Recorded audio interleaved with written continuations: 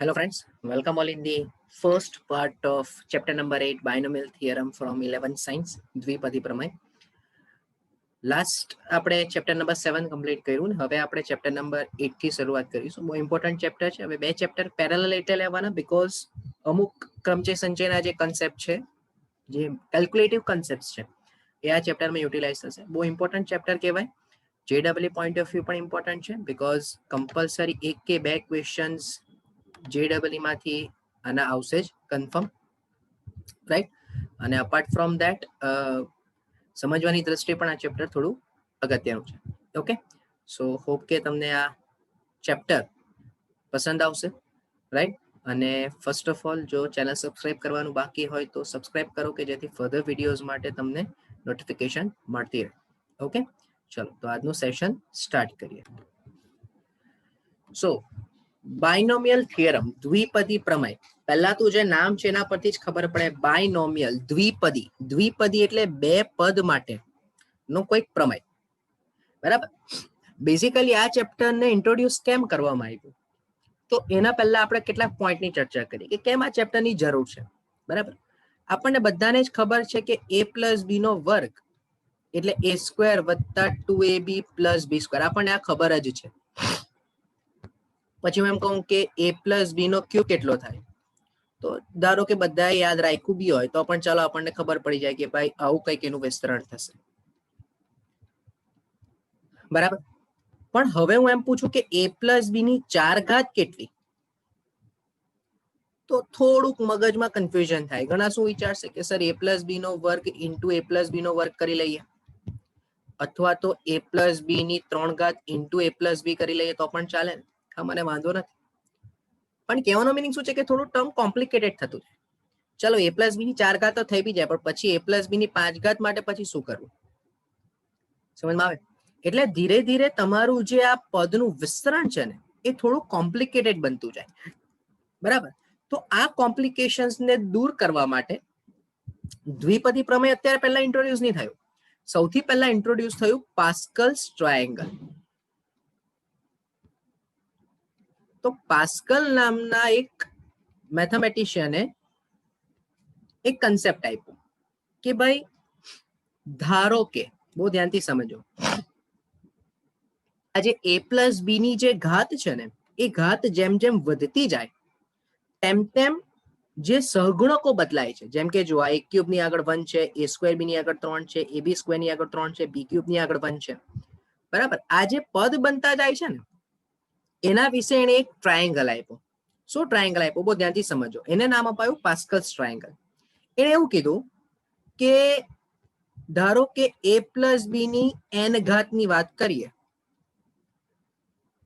તો જો n બરાબર 1 હોય તો તમારે 1 1 યાદ રાખવાનું.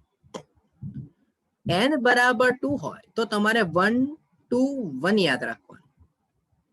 n બરાબર 3 હોય તો તમારે 1 3 3 1 યાદ રાખવાનું. n બરાબર 4 હોય તો તમારે 1 4 6 4 1 યાદ રાખવાનું. n બરાબર 5 હોય તો તમારે 1 5 10 10 5 અને 1 યાદ રાખવાનું.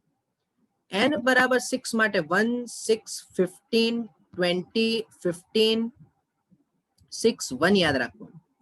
n ઇઝ ઇક્વલ્સ ટુ 7 હોય તો 1 7 21 35 35 21 7 અને 1 યાદ રાખવાનું. હવે આમાં શું સમજ પડી, પહેલી તો કે જેટલા પણ બે પદની બે ટર્મની વચ્ચેના છે ને એ બેનો સરવાળો દર્શાવે. એટલે કે 1 અને 1 ની વચ્ચે 2 છે તો 1 વત્તા 1 એટલે 2 થયું. 1 અને 2 ની વચ્ચે 3 છે તો 2 વત્તા 1 3, 2 વત્તા 1 3, જોઈ લો. પછી 3 વત્તા 1 4, 3 ને 3 6, 3 ને 1 4, 4 ને 1 5, 6 ને 4 10, 6 ને 4 10, 4 ને 1 5, બરાબર. હવે સવાલ ઉભો એ થાય કે ચાલ આ ટ્રાયેંગલ અમને ખબર પડી, પણ કરવાનું શું આમાં, તો કે કરવાનું એવું કે મેં અહીંયા n ની કિંમત લખી છે. જો તો એ શું દર્શાવશે, તો કે ધારો કે n બરાબર 4 માટે મારે લખવું છે, ચાલ. એટલે કે a વત્તા b ની 4 ઘાત વિશે લખવું છે, a વત્તા b ની 4 ઘાત વિશે. તો મને એવું ખબર પડી કે પહેલા પદનો સહગુણક 1, બીજા પદનો સહગુણક 4, ત્રીજા પદનો સહગુણક 6, પછીના પદનો સહગુણક 4 ને પાછો 1. તો તો મારે જો a વત્તા b ની 4 ઘાતનો જવાબ લખવો હોય તો એ લખાશે 1 વત્તા 4 વત્તા 6 વત્તા 4 વત્તા 1. પણ હવે આમાં વચ્ચે લખવાનું શું? તો શું લખીશું ધ્યાનથી સમજો.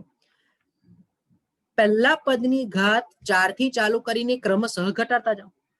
એટલે કે a ની 4 ઘાત, a ની 3 ઘાત, a નો વર્ગ, a અને a ની 0 ઘાત. ડન? ધ્યાનથી સમજો પાછું. a ની 4 ઘાત, a ની 3 ઘાત, a નો વર્ગ, a અને અહીંયા છેલ્લે a ની 0 ઘાત. અને જે બીજું પદ છે એની ઘાત ક્રમશઃ વધારતા જાઓ. એટલે કે b ની 0 ઘાત, b ની 1 ઘાત, b નો વર્ગ, b ની 3 ઘાત અને b ની 4 ઘાત.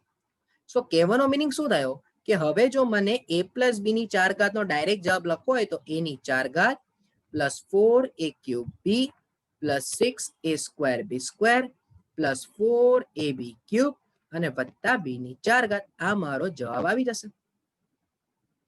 તો એના જ અકોર્ડિંગ જરાક તમે આ વિચારો ને.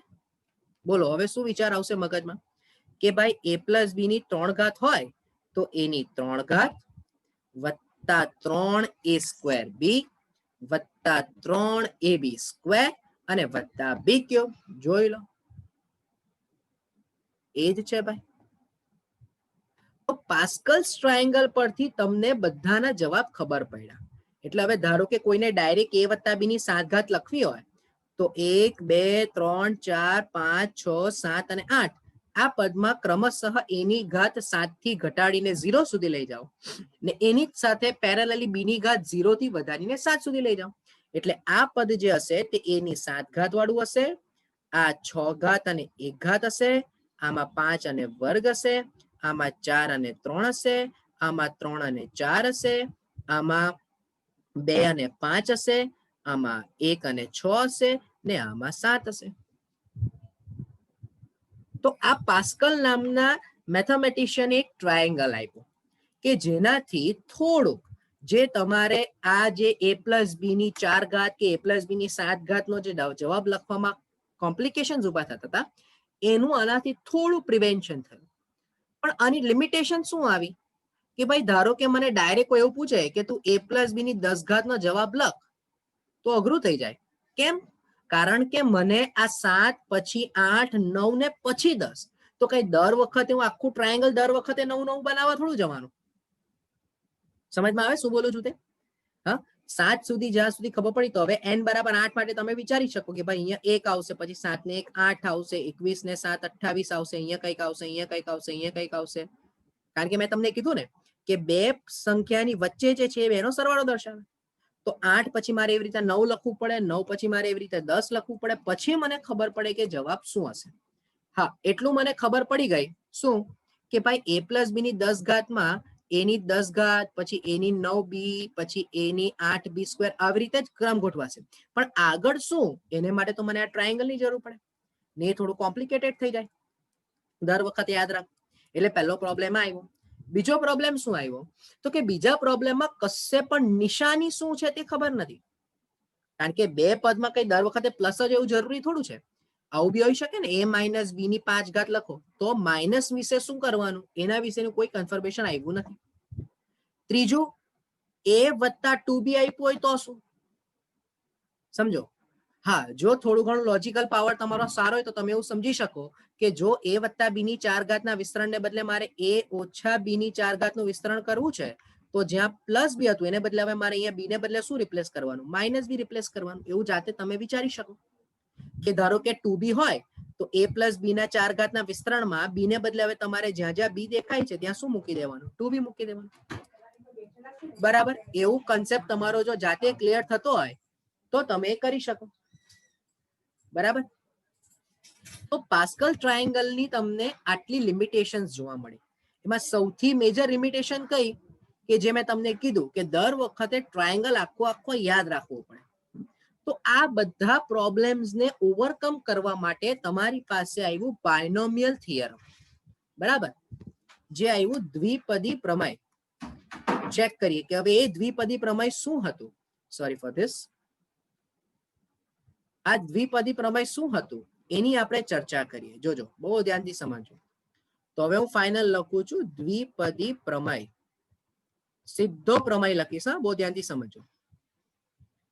જોજો, તો દ્વિપદી પ્રમેય એવું કહે છે કે a પ્લસ b ની n ઘાત બરાબર nc0 a ની n ઘાત b ની 0 ઘાત વત્તા nc1 a ની n માઇનસ 1 b ની 1 ઘાત nc2 a ની n minus 2 b square plus up to ncn a ની 0 b ની n ઘાત. That's it.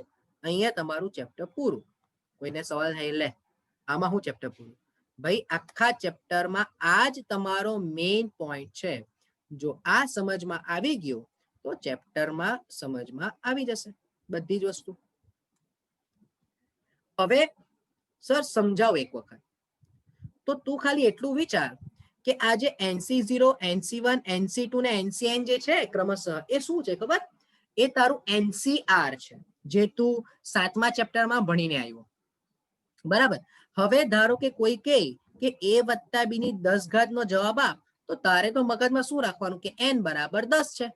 તો આ વિસ્તરણમાં 10c0 a ની 10 ઘાત b ની 0 ઘાત પછી 10c1 a ની 10 ઓછા 1 9 ઘાત b ની 1 ઘાત પછી 10c2 a ની 8 ઘાત b નો વર્ગ ક્રમશઃ જતા જતા 10c10 a ની 0 ઘાત ને b ની 10 ઘાત. That's it. આટલું જ તારે તો યાદ રાખવાનું છે. અને આનો જવાબ કેવી રીતે આવશે એ તો તને ખબર જ છે, રાઈટ? તો સર પાસ્કલ ટ્રાયેંગલ ને આમાં ડિફરન્સ શું આવ્યું? ડિફરન્સ કોઈ નથી, જવાબ બંને એક જ આપશે. ફરક ખાલી એટલો છે કે કન્વીનિયન્ટ થઈ જશે. જેમ પાસ્કલ ટ્રાયેંગલમાં તારે આ બધા પોઈન્ટ યાદ રાખવાના હતા, એ હવે બાયનોમિયલ થિયરમના અકોર્ડિંગ આ જે NC0, NC1, NC2 જે છે ને એ આ બધા સહગુણકો દર્શાવશે. જેમ કે n બરાબર 6 ની વાત કરતું, તો ભાઈ તું 6c0 મૂક તો 6c0 નો આન્સર 1, 6c1 મૂક તો 6c1 નો આન્સર 6, 6c2 મૂક તો 6c2 નો આન્સર 15.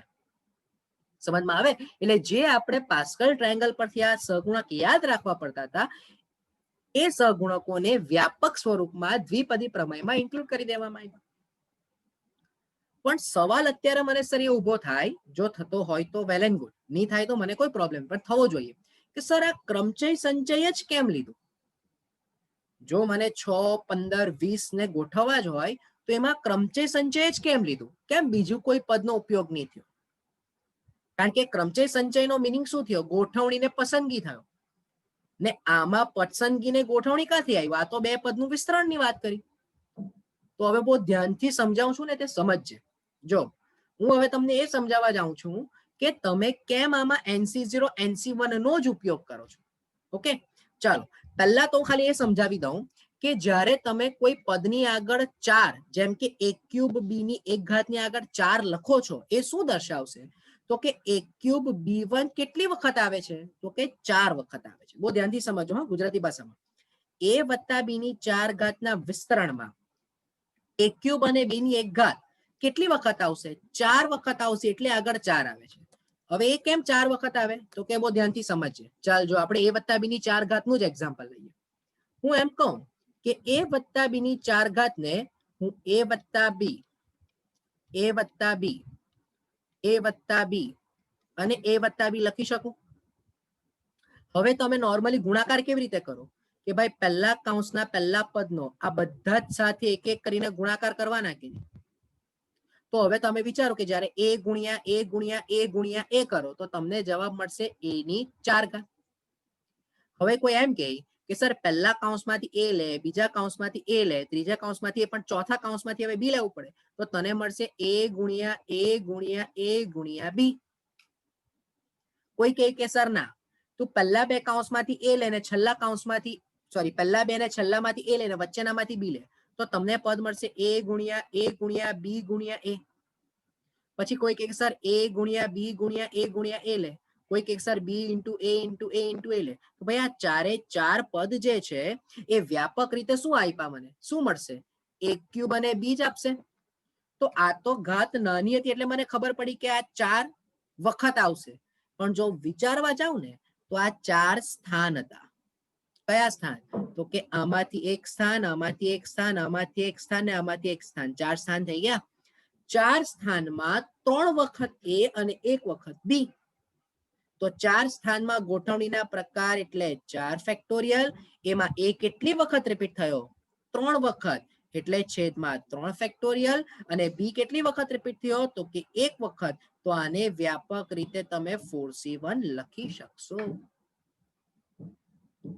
થોડું દિમાગ દોડવું જોઈએ ભાઈ, હા કે ના? તો એટલે તમે હવે આની અંદર ક્રમચય સંચય લાવ્યા. તો કે સર હવે 10 ઘાત વાળું છે તો શું થયું? તો તું વિચાર કે 10 ઘાત છે એનો મીનિંગ કે 1 2 3 4 5 6 7 8 9 ને 10, 10 સ્થાન છે. કોઈ કે સર A ની 4 ઘાત ને B ની 6 ઘાત નો મીનિંગ શું થયો? તેનો મીનિંગ એવો થયો કે આ 10 સ્થાનમાં ગોઠવણીના પ્રકાર 10 ફેક્ટોરિયલ, પણ A રિપીટ થાય છે 4 વખત અને B રિપીટ થાય છે 6 વખત. તો જ્યારે હું આને 10C6 લખીશ તો હું લખીશ A ની 4 ઘાત ને B ની 6 ઘાત. એનો મીનિંગ શું થયો?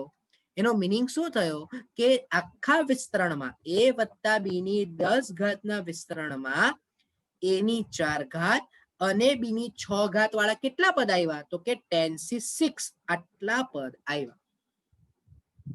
તો હવે વ્યાપક રીતે જ્યારે A વત્તા B ની n ઘાત છે તો એનો મીનિંગ કે 1 2 3 4 5 6 7 ડોટ ડોટ ડોટ કેટલા પદ થશે? તો કે n ખાના હશે ને, n સ્થાન હશે. ધારો કે n સ્થાનમાંથી, બહુ ધ્યાનથી સમજો, n સ્થાનમાંથી 2 3 સ્થાન, આ 3 સ્થાનમાં A આવે છે. તો ગોઠવણીના પ્રકાર 3 ફેક્ટોરિયલ ના છેદમાં n ફેક્ટોરિયલ ના છેદમાં 3 ફેક્ટોરિયલ અને n માઇનસ 3 ફેક્ટોરિયલ. કે ટોટલ n સ્થાનમાંથી 3 સ્થાન કોણે લીધા? A લીધા. તો બાકીના n માઇનસ 3 સ્થાન કોણે લીધા? B લીધા. તો આને કહેવાશે NC(n-3), જેને તમે કહેશો A ની ક્યુબ B ની n-3 ઘાત. આ વ્યાપક રીતે તમારો જવાબ થશે. થોડું દિમાગ દોડવું જોઈએ, બરાબર? અને એટલે તમે આમાં કહેશો કે આમાં કેમ NCR નો એટલે કે ક્રમચય સંચયનો ઉપયોગ થયો? કારણ કે ભલે તમે બે પદનું વિસ્તરણ કરો છો, બટ એ વિસ્તરણ બેઝિકલી શું દર્શાવશે? તો કે ક્રમચય અને સંચય એટલે કે ગોઠવણી દર્શાવશે. અને ગોઠવણીમાં રિપીટેશન આવે છે એટલે એ ગોઠવણી સંચયના સ્વરૂપમાં તમને મળશે. બરાબર? હોપ કે તમને આ કન્સેપ્ટ સમજમાં આવ્યો હોય કે કેમ. બાકી જો છેલ્લે તો આ સૂત્ર જ રટ્ટો મારવાનું છે. સિમ્પલ ભાષામાં કહું તો આ સૂત્ર યાદ રહી ગયું એટલે આખું ચેપ્ટર તમારું ક્લિયર થશે. પણ જ્યારે તમે આ ચેપ્ટરનો બીજો પોઈન્ટ સમજવાની ટ્રાય કરશો ત્યારે આ વસ્તુ જે આપણે કન્સેપ્ટ સમજ્યા કે કેમ આમાં ક્રમચય અને સંચયનો ઉપયોગ થયો, એ જો ખબર હોય તો આનો બીજો જે ટોપિક છે એ સમજવો થોડો સરળ થઈ જશે. તો એવું નહીં લાગશે કે આપણે ઇક્વેશનને રટ્ટો માર્યો. કારણ કે ઓલવેઝ અગત્યનું એ જ છે, તમે સાયન્સ લો છો દેટ મીન્સ કે તમે વસ્તુને સમજો.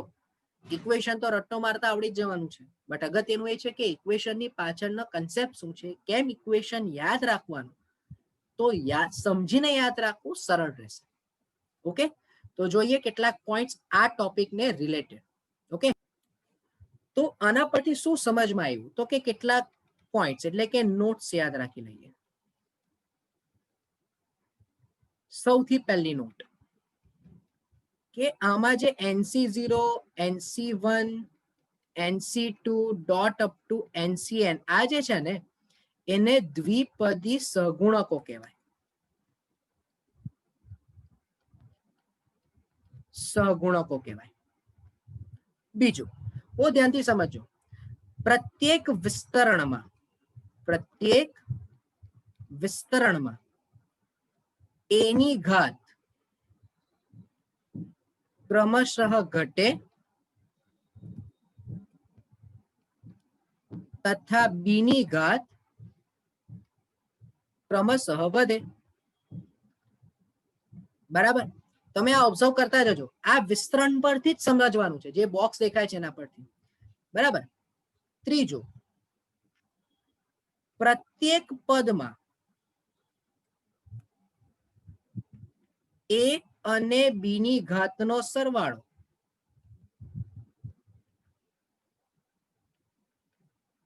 n થાય. જોજો હા, ઓબ્ઝર્વ કરજો. તમારે માત્ર વિસ્તરણને જ ઓબ્ઝર્વ કરવાનું છે. જોઈ લેજો. કે ભાઈ a ની ઘાત ક્રમશઃ ઘટી n n-1 n-2 ઘટતા ઘટતા 0 થઈ, b ની ઘાત ક્રમશઃ વધી 0 1 2 અપ ટુ n થઈ. પછી મેં લખ્યું પ્રત્યેક પદમાં a અને b ની ઘાતનો સરવાળો n જ થાય, તો n વત્તા 0 એટલે n, n ઓછા 1 વત્તા 1 એટલે n, n ઓછા 2 વત્તા 2 એટલે n, રાઈટ. ચોથો સૌથી અગત્યનો મુદ્દો કે જો ઘાત n હોય તો પદની સંખ્યા n પ્લસ 1 થાય. આ પણ બહુ ઓબ્ઝર્વ કરવા જેવી બાબત છે ભાઈ, જરા ઓબ્ઝર્વ કરજો. એ તમે કેવી રીતે ઓબ્ઝર્વ કરી શકશો? જો આ પદ પરથી ઓબ્ઝર્વ કરો કે ભાઈ ધારો કે n બરાબર 1 હશે તો આ બે પદ દર્શાવશે. અહીંયા પણ જોઈ લો, ચાલો n બરાબર 2 હોય તો કેટલા પદ હશે? 1 2 ને 3, 3 ઘાત હોય તો કેટલા પદ હશે? 4 પદ હશે, હા કે ના? બરાબર, જોઈ લો 4 પદ, 4 ઘાત હોય તો કેટલા પદ હશે? તો કે 1 2 3 4 અને 5 હશે. બરાબર, તો આ 4 પોઈન્ટ તમારે ખાસ ધ્યાન રાખવાના. પહેલું કે NC0, NC1, NC2 dot dot up to NCN એને દ્વિપદી સહગુણકો કહેવાશે. પ્રત્યેક વિસ્તરણમાં a ની ઘાત ક્રમશઃ ઘટે અને b ની ઘાત ક્રમશઃ વધશે. પ્રત્યેક પદમાં a અને b ની ઘાતનો સરવાળો n થશે. જો ઘાત n હોય તો પદની સંખ્યા n પ્લસ 1 થાય. બરાબર, આટલો પોઈન્ટ તમારે ધ્યાનમાં રાખવાનો. 5 number most most most important, થોડું ધ્યાનથી સમજવાની ટ્રાય કરજો. હા, જે તમે ક્રમચય સંચયમાં ભણીને આવ્યા કે જ્યારે NCR માં r બરાબર ઇન્ટીજર ઓફ n/2 થાય તે પદ મહત્તમ હોય. તો જરા ધ્યાનથી સમજો. જ્યારે હું a પ્લસ b ની 4 ઘાત ની વાત કરું છું તો આ 6 એટલે શું હશે? બોલો, આ 1 એટલે 4c0 હશે, પછી આ 4 એટલે 4c1 હશે, આ 6 એટલે 4c2 હશે, પછી 4c3 હશે ને પછી 4c4 હશે. તો આ જે પદ હશે ને એ મહત્તમ પદ હશે. દેખાયું ભાઈ? 6 4c2 નો આન્સર 6, તો આ મહત્તમ પદ હશે. તો હવે તમે પાસ્કલ ટ્રાયેંગલ ને ઓબ્ઝર્વ કરો તો 1 5 10 10 5 1, તો અહીંયા 10 અને 10 આ બે પદ મહત્તમ હશે. બરાબર, પછી 6, તો 1 6 15 20 15 6 1, તો આ જે 20 છે ને એ મહત્તમ હશે. અને આ 20 એટલે શું હશે ખબર? 63 હશે. બરાબર, આ ક્રમચય સંચય પરથી સમજવા જેવી વસ્તુ છે, એને આપણે આગળ પણ ડિટેલમાં ચર્ચા કરીશું. બરાબર, પણ અત્યારે ખાલી આટલું સમજી લો કે જ્યારે r બરાબર n/2 થાય તો એ પદ તમારું કેવું હશે? મહત્તમ હશે. તો આટલા 5 પોઈન્ટ તમારે યાદ રાખવાના. અને હવે આપણે સ્વાધ્યાયની શરૂઆત કરીએ. થોડો ટાઈમ કન્સ્ટ્રેન્ટ છે પણ સ્વાધ્યાયની શરૂઆત કરીએ એટલે સમજ પડે એક્ઝેક્ટલી કે ઉપયોગ કેવી રીતે કરવાનો છે. સ્વાધ્યાયનો પહેલો જે સવાલ છે એમાં તમને એવું કીધું છે કે 1 - 2x ની 5 ઘાત નું વિસ્તરણ કરો. તમારે શું ધ્યાનમાં રાખવાનું? મેં પહેલા જ કીધું, તમારા માટે માત્ર ને માત્ર આ સૂત્ર જ અગત્યનું છે. જો એક વખત હું સૂત્ર અહીંયા પણ લખી દઉં એટલે આપણને ખબર પડે. સૂત્ર આપણે કયું યાદ રાખવાનું છે? આપણે યાદ રાખવાનું છે a પ્લસ b ની n ઘાત બરાબર NC0 a ની n ઘાત b ની 0 ઘાત, NC1 a ની n-1 b ની 1 ઘાત, NC2 a ની n-2 b સ્ક્વેર, જતા જતા છેલ્લામાં છેલ્લું પદ NCn a ની 0 ઘાત b ની n ઘાત.